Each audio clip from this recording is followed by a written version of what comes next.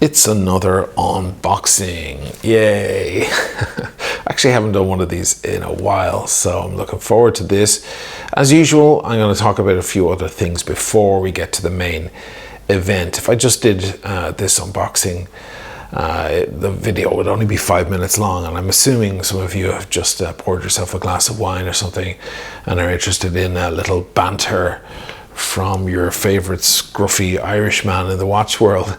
If you're not interested and you want to get straight to this, I'll leave a break in the timeline below. It'll probably be somewhere around here or something like that, so you can get straight to it if that's all you're interested in. But for the rest of you, I'm actually going to unbox another watch before that and talk about what else we have on here. So as usual, before anything, what am I wearing? I am wearing the 50th anniversary Omega GMT. I figured, seeing as this is a 50th anniversary watch, why not stick with the old same theme. This one was released in 1998. I'm going to do a detailed video about it soon, but I figured I'd give you guys a little preview of it. If you're on my Instagram, you've probably seen it a couple of months ago, but this is its first time appearing on the channel. This is an absolute stunner of a watch. Let me give you a little zoom in there. I think it's an excellent watch. I think it's a perfect one watch collection if that's your thing. So on with the rest. What am I drinking? Well, I'm going to drink a couple of things here, seeing as I'm doing two watches tonight. From the Treviso area in northeast Italy, Incrocio Manzoni. That's actually referring, it's lettere, which would be letters, but Incrocio Manzoni is referring to the varietal.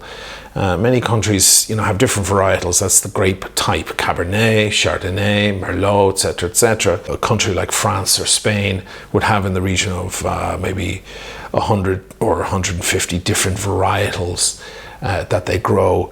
Italy, it's actually unknown how many varietals Italy has. Some speculate between 1,000 and 2,000 varietals. The reason for that is because the Italians for hundreds of years have been doing a funny kind of experiment by the name of grafting, which is when you take you take the stem of one plant and the stem of another and you stick them together. You literally push one inside the other. They could be two completely different plants, but you push them in and you force them to bind together and grow into a new plant. Sounds kind of freaky, doesn't it? But actually the entire of Europe had to do that at one point with American roots for vines because of a phylloxera problem. It was a pest that nearly wiped out the entire wine industry across Europe. That came from America. So in the end, they had to use American roots to fix the problem because they had already developed a natural defense against phylloxera. Incrocio means the crossing of. Manzoni, this guy's a professor of wine, one of the original enophiles in the northeastern area of Italy. 6013 actually refers to the row, the vine, the row, and the particular vineyard. It's a beautiful white, basically mixing different varietals together to create a new varietal. I've been experimenting in the world of structured whites over the past while. Here in Venice, they have things like Lugana, Garganica, Verdicchio, and so on. These are very mineral-based, salty in some cases, white wines. Quite pleasing. Less on the acidic side and more in the interesting side. I picked this bottle up around the corner from me here for about $10, and it's a pretty regular wine in my fridge. So I'm going to start with a little cool white to help cool me off here on this crazy hot summer's evening here in Italy. Cheers, guys. New watches. It's all good. Oh, just lovely. Afterwards, for the Rolex, I'm actually going to move over to some whiskeys I've got here. Very interesting stuff there too. But let's get straight on to a watch. Why not? This is, I was almost as excited about getting this watch as I was about getting this one, if you can believe that. Obviously the price difference is huge, but very exciting nonetheless. I am a big fan of Seiko. I've got a lot of Seikos. I've made some big videos on Seikos, including the Alpinist SARB 017, that famous green one, when I went up into the mountains here in Cortina to show that watch off. And I also recently did a big vid on my Seiko Turtle, the green one with the grenade dial. And a big Seiko fan, love them to bits. And I was excited when I saw this at a dealer that I know very well in a different town here in Italy where I used to live. He had this one.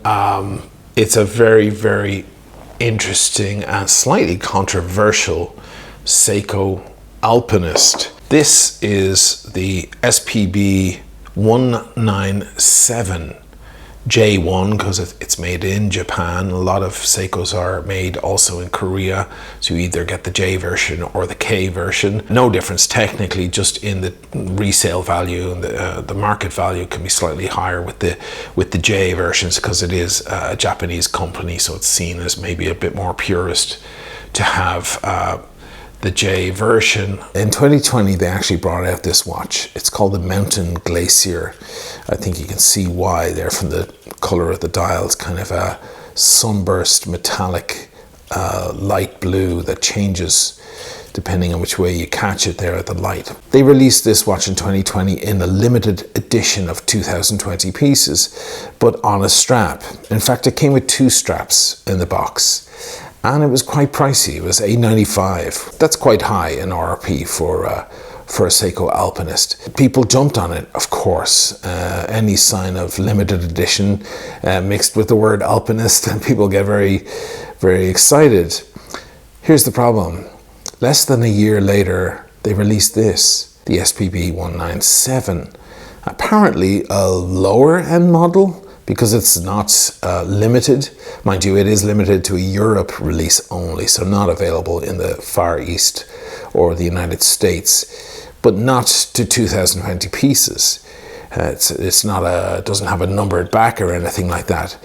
But they released it at a lower price, $695, so 200 euros cheaper, and on this bracelet. There was no bracelet option with the original one. It just came on 2 different straps. And a lot of people who had bought the first one felt a little swindled, a little hard done by. It's a golden rule in horology. If you can buy it on the bracelet, you should. Even if you're not that crazy about the bracelet, buy it on the bracelet, remove it and put it on straps yourself if you want. It's always better to have the bracelet if you ever want to resell it or anything like that. Now, we all know that you can get an Omega Seamaster on a bracelet for about $300 or $400 more than on a rubber strap or whatever. And usually it's worth doing in that case too, getting it on the bracelet, even if you don't intend using it on the bracelet. But this one was released at a lower price on a bracelet, and it's the same exact watch, the same Mountain Glacier sunburst dial, this 6R35 movement, exhibition back, the whole bit. So there was uproar. They were up in arms, and all the forums exploded and so on, and a lot of Seiko authorized dealers had to give refunds, take the other watch back, or give partial refunds, or swap the watch out for this and pay the difference. There was all sorts of shenanigans going on. Strangely enough, now they say that other one, the limited edition one that comes on the straps, is even more collectible because a lot of people brought it back, and then there was this controversy over this one. So they're both collectible, the limited and this one. It's also got something in common with the next watch that I'm unboxing, and that is that the dial changes color as the light turns. Sometimes this dial can look very bright blue or steel, and then sometimes it kind of goes dark. Look at that there, and it's completely changing its aesthetic. It reminds me of the Yachtmaster Rhodium 40. For the moment, it's important that I got one of these because I missed out on the blue limited edition variant of the SARB 017 that time. That thing is gone crazy on the market, so I'm glad I got my hands on this one. So we're getting closer to the main event here, and as we do, I want to bring in some other booze. First of all, Anthony Pellegrini in New York was extremely generous to send me this bottle of bourbon. He's aware that I'm not really a bourbon guy at all, and he was interested in getting me into this bourbon, so he sent me a bottle. It took a while to get here. It was caught up in customs for a while, but eventually got through. I've got the Redbreast here, the 21. I've received a few bottles of this. They're always welcome, guys. If you want to shoot me any interesting alcohol, just DM me or write me in the comments or something. I'll give you an address to ship it to. Great bottle, solid stuff. The 12 is amazing. It's way more affordable than this, but if you can stretch to the extra dollars there, get the 21. It'll change your life. And thanks to the folks who sent me these bottles. Fantastic. You guys know who you are. This is an odd one here that I received from Ann Chen, big supporter of the channel, and she was breezing through Venice there last week and brought this bottle with her for me to try out. This is Danish whiskey, as strange as that sounds. Danica whiskey. Interesting stuff. Two guys, there's a story about them here. Klaus Braunstein and, yeah, they're brothers, Michael and Klaus Braunstein. And they've made this whiskey, which has won a few awards actually. And it's not bad, as you can see. I've already put a dent in the bottle, so must be good, right? I'll give it a 6 out of 10, 7 out of 10. Considering they're boasting that it's such a big deal, I had to be a little bit critical. I think I'm gonna have to crack this puppy open here for the Rolex. I love that it has this old wax capsule on there. Isn't that cool? And the string hanging out, so you can just undo it here. This is old school, guys. I love it.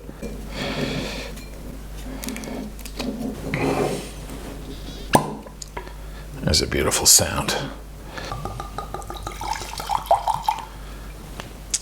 Okay, that is good. That is good. 45%, so 90% proof. Pretty strong, as many bourbons can be. I dig it. Thank you, Anthony. That is really cool. Okay, I'm on board. All right, it's time for the main event. Here we are once again. The old 5-pointed crown there on the box. Very interesting watch. Not a watch I was ever crazy about for a very long time. I always thought it looked a little odd, the whole green thing. And I have to say, I now know why. I've heard many YouTubers say this, that the Hulk looks different in different light, or looks different in person at least, than the photos. And I have to agree, that is 100% true. Out of all the watches I have, the one that suffers most from, the disparity between online photos and the thing in the flesh is this watch. They almost have nothing in common. And when I was getting it, I was also excited about that. I was like, now's my opportunity with all the photography I do of watches in different places and so on. Now's the opportunity to maybe film this watch the way it should have been filmed. Because to be quite honest with you, I've rarely seen a photograph or even a piece of video anywhere that complements this watch the way it should, or at least shows the dynamic color variance.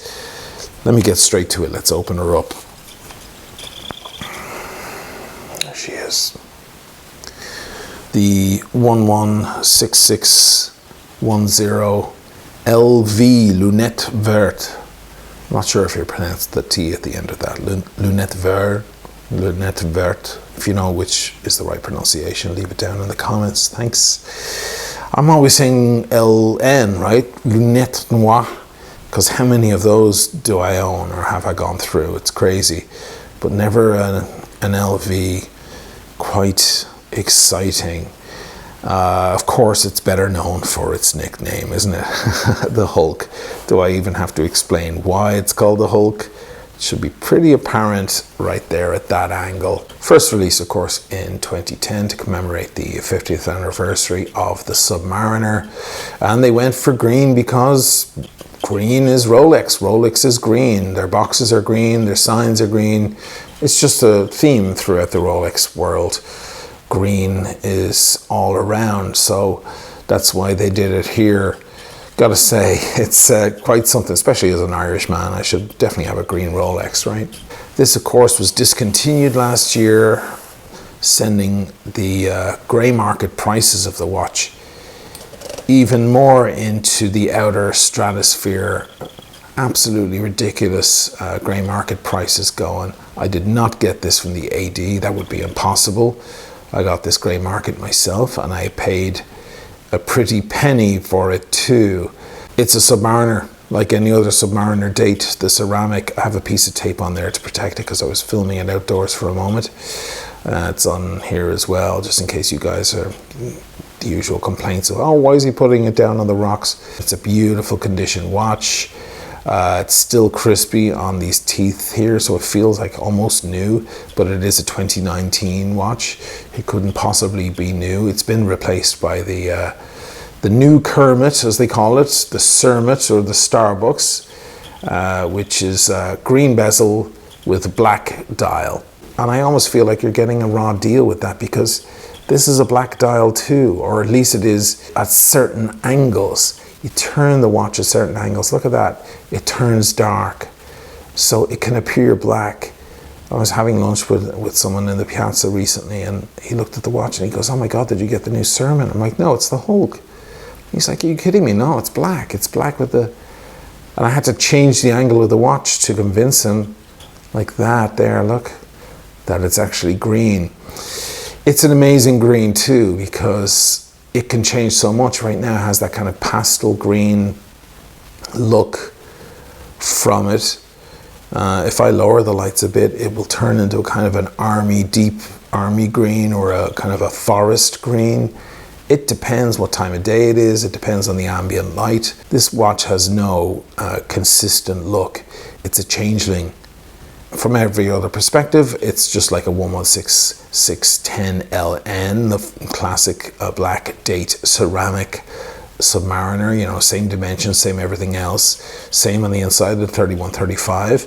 It's 40 across, 48 from here to here, 20 from here to here. They have updated the sizes on those watches now, but there is no Hulk variant of the new 41 with the 21 mil strap size, bracelet size. Again, you know, everything else is the same. So if you're not familiar, it's got this clasp system, the hook and beak. It's got the Easy Link system here. Ignore that tape, guys. That's just protective tape for when I was filming it outdoors.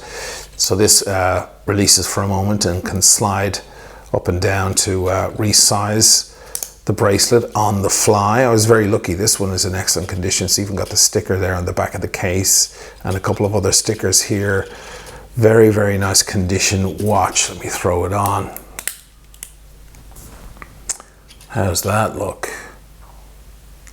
Pretty nice, right? You may notice as well, this is a new habit I have. I remove as many links on this side as I can, because watches tend to fly off in that direction on my wrist. They always wind up here if they're even a little bit loose. Whatever it is about the shape of my wrist, they always go in that direction. So to pull it more in this direction and even it off, I like to keep it tighter over here. It means that the clasp is kind of on this side of my under wrist, but I don't mind that either. I like the look of the clasp. It's part of the look of the watch, so I don't mind it. And I like the aesthetic from the side of it not being perfectly round, but kind of almost straight on this side, nearly straight or whatever, and then longer around here. So it's something I've been doing a lot with my watches lately. In the box, I got, of course, the tag. A typical little tag here. This is a 2019 watch, so it's the green tag, not the previous kind of wax wine looking one. The usual manuals and so on. I won't bore you with that. Old style card, of course, because the new cards are from 2021. And it turns out the watch is from Portugal, 216 Lisbon, Lisboa, Portugal. There was a slight issue at first. I took the watch over to my expert here in Venice. And he was concerned for a moment because this is quite clearly written in marker after the fact. So what we did is we erased the 9 slightly so we could see if it was written over maybe a 6 or a 7 and someone was trying to pull a fast one and change the date sneakily, therefore giving it higher value, slightly higher value. But in the end we were relieved that it was just, what happened was, I guess it wasn't so clear and somebody went over it with marker just to make it nice and clear the date. It's not surprising to me. Had it been a 2016 or 2017, it would have been confusing that the watch is so crispy. I mean, it still has that kind of gripping feel on the teeth around the bezel and so on. That's not something you would get in a watch that's a few years old. So it would have to be either new old stock, never worn, or very recent and kept in excellent condition, which is the case. So that was a slight concern. We're going to go back over that 9 again then and renew it and make it look better, but we just wanted to make sure there was no funny business going on. I will be giving them a call anyway in Lisbon in this authorized dealer to make sure that everything is as it seems. Might even pop into them if I'm over there in Lisbon. I love Lisbon, beautiful town. Can't wait to get back there. So yeah, never seen a Portugal card before. That's cool. Now if I put it up next to a regular Rolex Submariner here, these have the same dimensions, these watches. Mind you, this one is a 114060, the no date, the purest watch. So there's no cyclops or date complication there, but everything else about the watches are pretty much the same, especially in dimensions. So you can see there's quite an aesthetic difference between the two. The green really pops and adds a whole new magic. Bringing in the newer version, this is the 41 mil, same as the previous one except the updated version, new movement and so on, 41 cross and 21 bracelet width. So technically a little bit bigger, but it's very difficult to see the differences. But again, looking at them side by side, I gotta say, like, the black is great. We all love the black. This is, you know, the classic. It's very beautiful, but it is a little flat. It doesn't do a whole lot, does it? Like, when you see it next to this, those kind of electric sunburst reflections going on there on the dial, there's just a lot going on. It's got a bit more pizzazz, you might say, than the regular. But there is one critique I do have of this watch, just a minor one. It's just a little design flaw, I believe, and that is this. This is Chromalite Luminova. This is what came after their Super Luminova. They started introducing this on their watches in 2014, 2015, I believe. So this being a 2019 watch, of course, it has the Chromalite. And I almost think like maybe they should have just stuck with Super Luminova and kept the whole green theme across the watch. So even in the dark, the watch was green, no? I'll bring in my GMT Master 2. This is the 1167LN, also discontinued a couple of years already. This one's been knocked out of production. This is my favorite of the lot, actually. And it's got that green GMT hand, but because this particular one is pre-2014, it lights up green too. Look at that. That's Super Luminova. And I love that it lights up green because it matches with, sorry about the focus guys, it matches with the GMT hand. Really cool, right? But wouldn't it be cool if the Hulk lit up green too? Don't you think that would be more apropos? I don't know. I just feel like somebody overlooked a little detail there. I'm not going to complain. Chromalite is beautiful and it lasts all night. It's great. Very shiny, but I don't know. Would it have taken much effort to just keep it green? I don't know. Who knows? So one last shot there on the wrist. A lot of people saying on Instagram that it's the quintessential Submariner. I'm beginning to feel that, guys. You might be right. Maybe this and the no date, which of course would be the purest Submariner, Absolutely fantastic. So I hope you enjoyed that, and I hope you liked this. I'll show you this in more detail in a video very soon. Cheers to you all. Great, happy days, new watches. It's a good time, it's a good feeling, especially when you're adding such an icon to the collection like this. Thanks for watching the Timeless Watch channel, guys. I will see you in the next one.